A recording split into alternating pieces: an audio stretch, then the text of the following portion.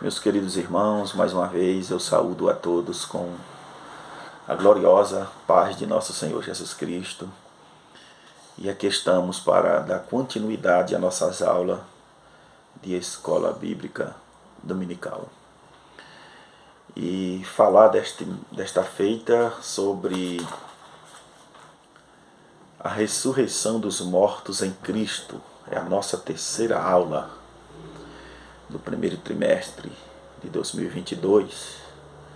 E como estamos falando de evidências do arrebatamento, é muito importante abordar esse assunto, porque estamos falando do arrebatamento, que vai falar sobre a ressurreição dos mortos em Cristo e os que vão ser arrebatados em vida, aqueles que não morreram, e nós que ficamos vivos, como disse o apóstolo Paulo em 1 Coríntios, e nós vamos ler a palavra de Deus, 1 Coríntios 15, versículos 51 e o 52. Vou ler apenas esses dois versículos, que diz assim: Eis aqui vos digo um mistério.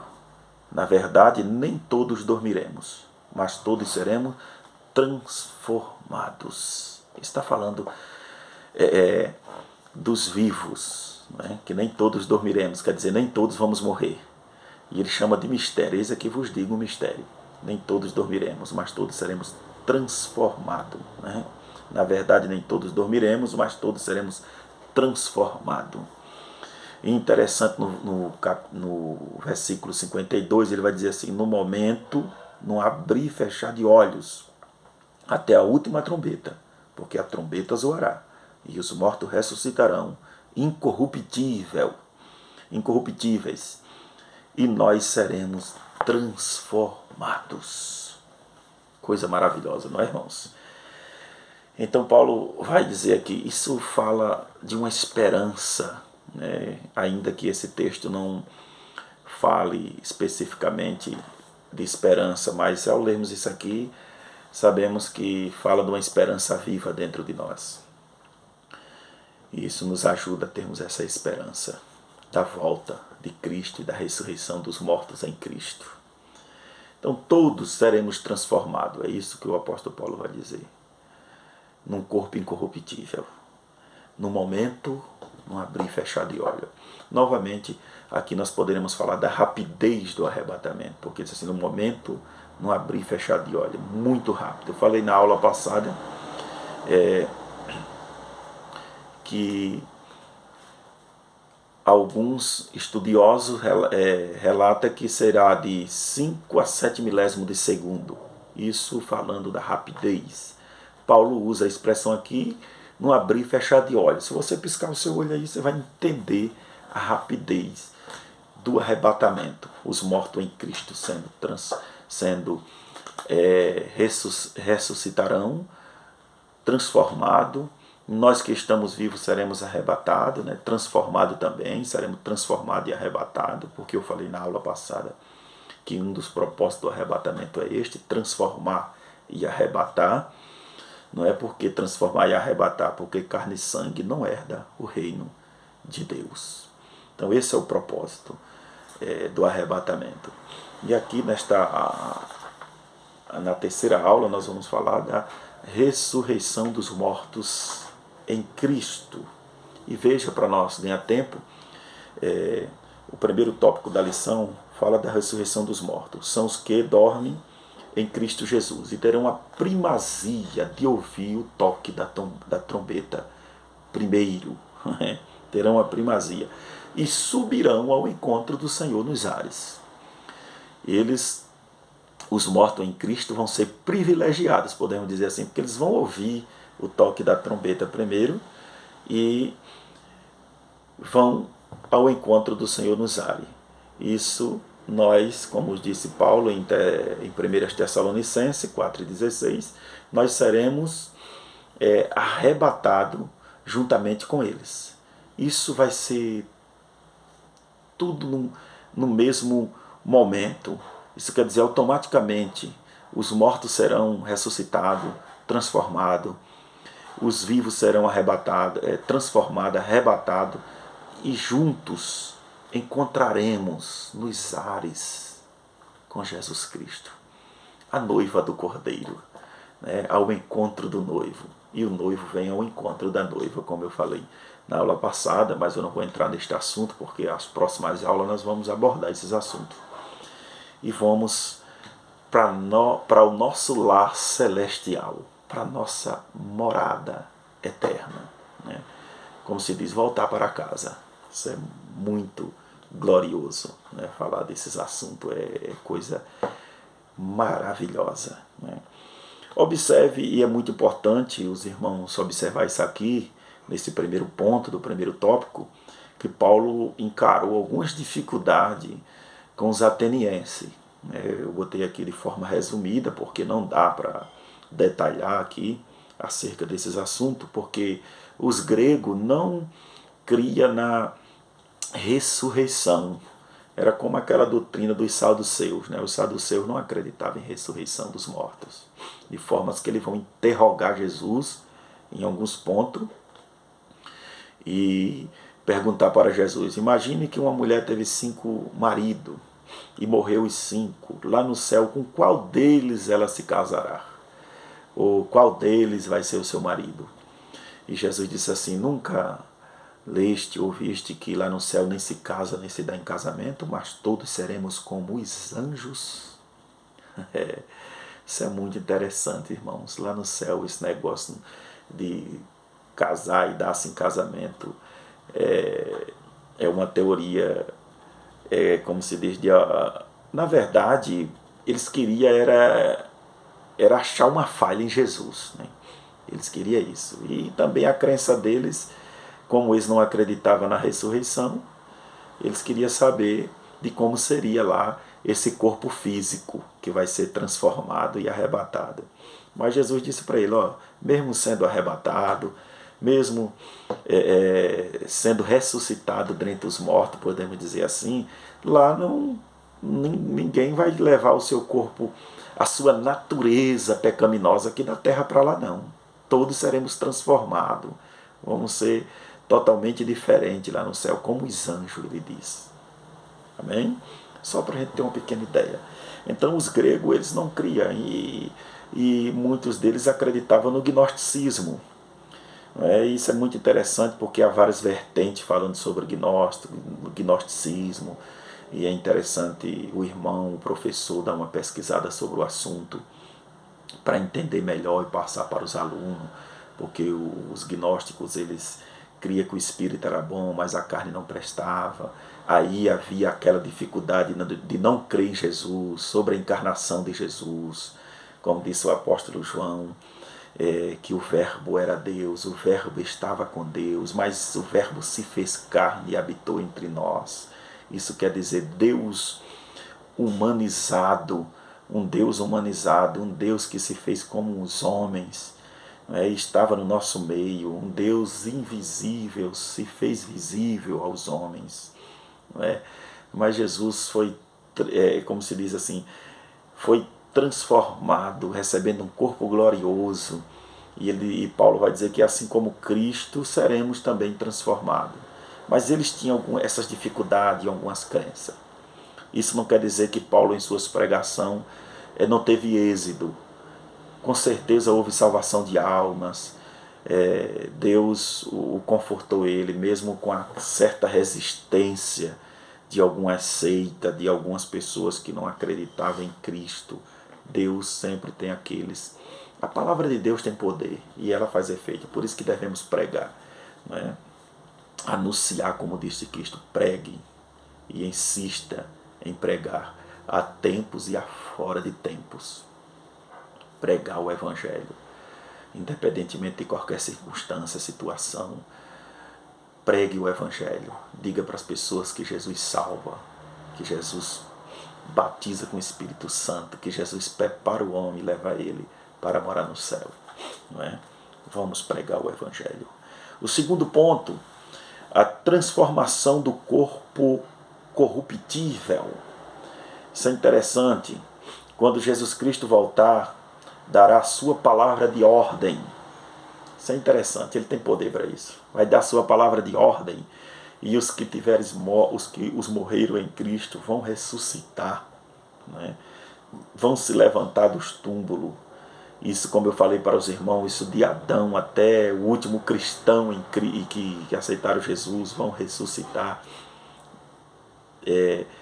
e para ser arrebatado ao encontro do Senhor nos ares. Então, isso é interessante porque eu botei aqui que isso não é uma reconstrução, não é? Isso não significa que ele reconstruirá os elementos do corpo, pois a ressurreição não é uma reconstrução. Isso é muito interessante sabermos que a, a ressurreição não é uma reconstrução do corpo. Imagina alguém que morreu aí há 6.000 anos atrás, 5.000 anos atrás. Não é? Porque quando falamos de Adão até nós, já tem 6.000 anos de existência aí. E aí imagine, pessoas que morreram na época de Adão, agora, como no caso de Abel, né, que é um dos relatos que temos das primeiras mortes, e agora ter que reconstruir. Não, não é uma reconstrução, é uma transformação. Então Paulo trata da ressurreição em 1 Coríntios 15, 35 a 38, e compara a ressurreição do corpo humano à planta que nasce de uma semente. Interessante que ele trata isso especificamente em Coríntios e traz uma certa ilustração. Por quê? Porque a flor que nasce da semente, ou a planta que nasce da semente, ela não é idêntica à semente, né? Agora, nós temos que entender isso. Em que sentido ela não é idêntica à semente? Paulo está se referindo aqui sobre a transformação do corpo. Não é idêntica na aparência.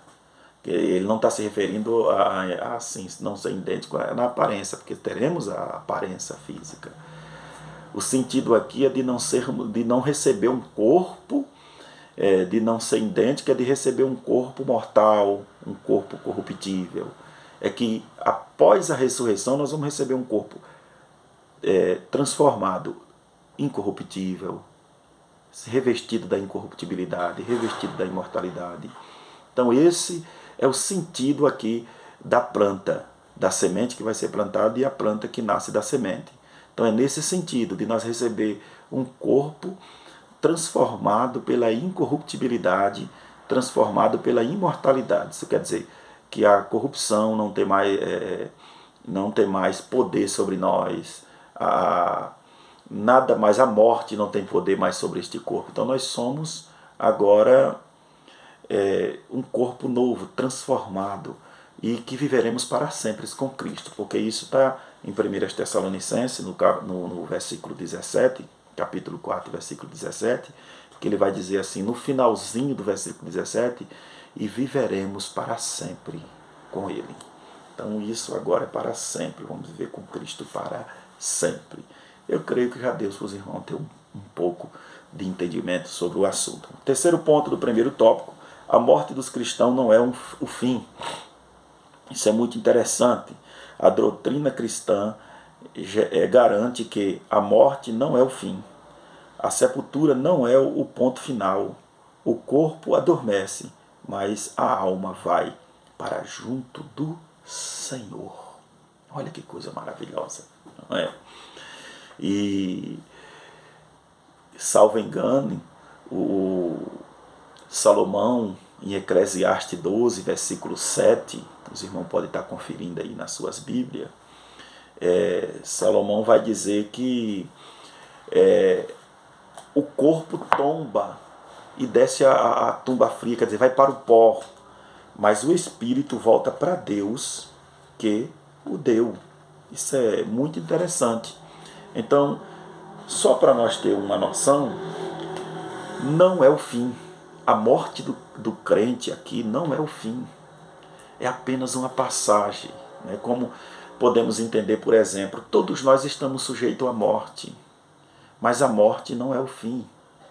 Então, quando morre um crente, por exemplo, a Bíblia diz que Deus não tem prazer na morte do ímpio, não é? Mas quando morre um cristão, nós sofremos com a perca daquela pessoa, não é? Mas temos uma esperança dentro de nós que vamos reencontrar com Ele na glória. Por quê? Porque sabemos que Ele está ali apenas por uma passagem, mas que vai ressuscitar dentre os mortos para viver com Cristo. Isso é glorioso, totalmente diferente dos que morrem sem Cristo, porque não vão ter essa esperança, né?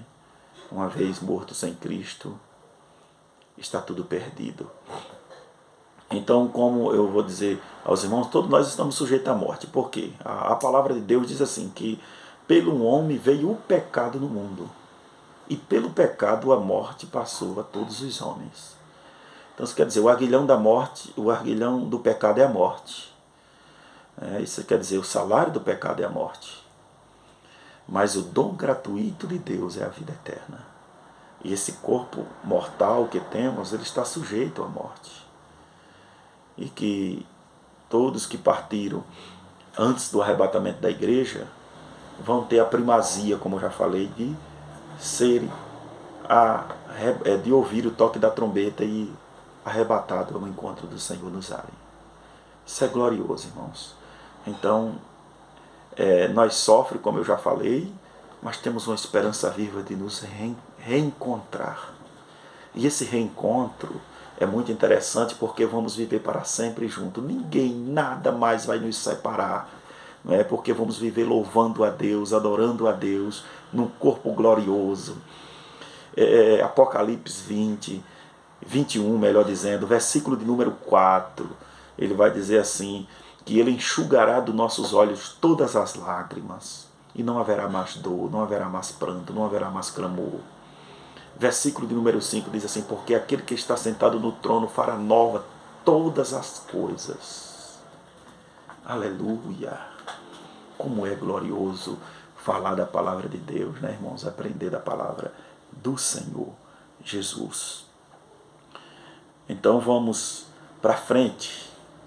Vamos para o segundo tópico da lição. Mortos e vivos em Cristo. Né?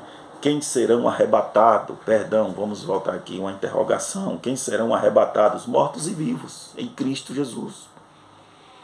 Então os que vão ser arrebatados são os que morreram em Cristo e os que estão vivos em Cristo. Os que aceitaram Jesus como Salvador da sua alma.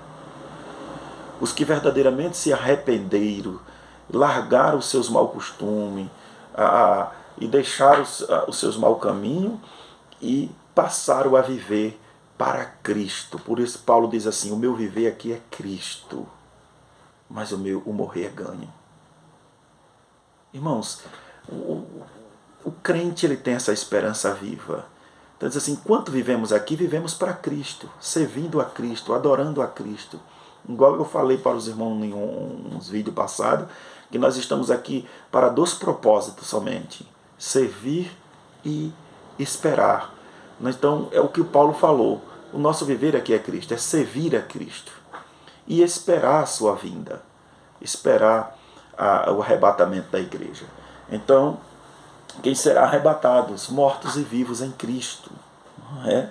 Este acontecimento envolverá a igreja e os santos do Antigo Testamento. Para a igreja abrangerá tanto os que estiverem vivos na terra, quanto os que dormiram no Senhor e estão no paraíso. Coisa maravilhosa. Cristo vai vir buscar a sua igreja, o arrebatar na primeira fase da sua segunda vinda. Ele vai vir arrebatar a sua igreja, e isso envolve os crentes vivos e os que estão mortos. Como eu já falei para os irmãos, isso abrange de Adão, os que morreram em Cristo, até nós. Por quê? Como eu falei para os irmãos na aula passada, os que morreram em Cristo na antiga aliança, eles morreram com a esperança dentro dele, como se diz assim, ainda vivo, como nós esperamos o arrebatamento da igreja, eles aguardavam a redenção em Cristo. Por isso que é chamado dos mortos em Cristo. Eles tinham a esperança viva desde o Éden, esperando a redenção em Cristo, esperando Jesus para remir eles dos seus pecados. Como eu falei para os irmãos, e é importante o professor estudar um pouco sobre esse assunto, para passar para os alunos sobre o sacrifício que era transitório e eles aguardavam a redenção. Porque o próprio Deus falou que da semente da mulher viria um, que esmagaria a cabeça da serpente. Isso para redimir o seu povo. Né? Então eles esperavam, e Cristo foi lá para assim o redimir.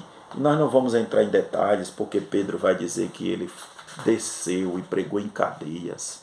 Né? Efésios 4, versículo 8, ao versículo 10, diz assim que ele desceu, né?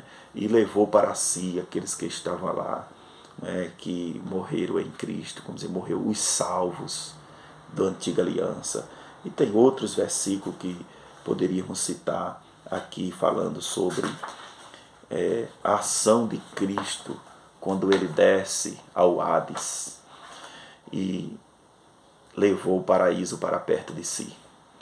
Mas eu creio que os irmãos, o professor, deva dar uma estudada sobre o assunto para estar passando para os alunos. O vídeo aqui é curto e nós não vamos entrar nesse detalhe, porque senão ia abordar bastante tempo. Eu estou com um manual aqui muito importante e os irmãos podem até adquirir. Os mistérios do tempos do fim, que fala nesse assunto do período intermediário dos mortos, muitos outros assuntos. Então, muito bom esse livro aqui. Não estou aqui fazendo propaganda, nem eu, irmãos. Quero que os irmãos não interpretem mal. Mas, se os irmãos adquirirem, é muito bom. Vamos lá. Nós vamos agora para o segundo ponto do segundo tópico. Por que Cristo arrebatará a igreja? Olha só, por que Cristo? Cumprir a promessa de Jesus, redimir o nosso corpo, ressuscitar os mortos no Senhor, levar-nos ao novo lar. Olha, ao novo lar. E recompensar a igreja para reinarmos com Cristo. Irmãos, observem, cumprir a promessa. Né? Nós falamos isso nas lições anteriores. Né? Por que Cristo arrebatará a igreja? Para cumprir a sua promessa. Se eu vou para o Pai, né? Mas eu retornarei para vocês, João 14. Eu vou buscar, eu voltarei para buscar, para que onde eu estiver estejais vós também. Diz assim que foi preparar lugar. Quer dizer, Cristo foi ornamentar a casa, deixar tudo preparadinho para nós. E isso é muito interessante, porque quando um noivo ele fazia um contrato de casamento, diz que o noivado era tão importante quanto um casamento no Oriente Médio. Ele fazia o contrato com a noiva e se ausentava para preparar o lugar, preparar tudo para o dia do casamento, deixar tudo preparadinho. Veja só, isso é muito importante o que estamos falando aqui sobre João 14. Então ele disse assim, eu vou para o Pai, eu vou preparar. Então o noivo ia preparar. Só que neste período de preparamento, o noivo, ele tinha o seu amigo. O amigo do noivo se encarregava de ir até a casa da noiva e ver como era que estava. Ele de tempos em tempo ia à casa da noiva para ver como era que estava. Então, observe que quando o noivo enviava o amigo, ele mandava presentes para ele. E para a noiva, melhor dizendo, ele mandava presente pelo amigo para a noiva. E ele chegava lá, presenteava a noiva com seus presentes. Que presente seria esse? Joias, essas coisas para que a noiva se ornamentasse para o dia do encontro com o noivo. Então, a noiva, quando o amigo do noivo chegava lá, ela se encarregava de fazer um banquete. E esse banquete demonstrava que a aliança com o noivo estava de pé. Que se a noiva não demonstrasse, não tivesse reação nenhuma e não fizesse ligança quando o amigo do noivo chegasse, isso ela diria que estava insatisfeita com aquela aliança que fez com o noivo. Então ela se encarregava de fazer um banquete para o amigo do noivo. Quando o amigo do noivo voltava, chegava para o noivo e dizia assim: olha, a aliança está de pé, ela fez um banquete para mim na hora que eu cheguei lá. E é importante entender isso, né? Porque quem é o noivo? Jesus que veio e fez um pacto conosco, não é? Que nos pagou o dote, porque ele chegava lá, o noivo chegava lá e pagava o dote para o pai antecipadamente. Já pagava o dote. Jesus veio e pagou o dote, lá na cruz do Calvário. Né? E se ausentou, agora eu vou para o pai, vou preparar lugar. Mas eu virei. Então o noivo ele vinha de surpresa. Isso era interessante porque um casamento no Oriente Médio, quando o noivo vinha também, ele não avisaria para a noiva, não. Ele vinha de surpresa. Não é? Então a moça tinha que estar preparada, a noiva. E para entendermos quem é o noivo ali, Jesus Cristo que se ausentou, está preparando o lugar. Quem é o amigo do noivo? O amigo do noivo é o Espírito Santo, que se encarrega de trazer presente para nós. E que presentes são esses?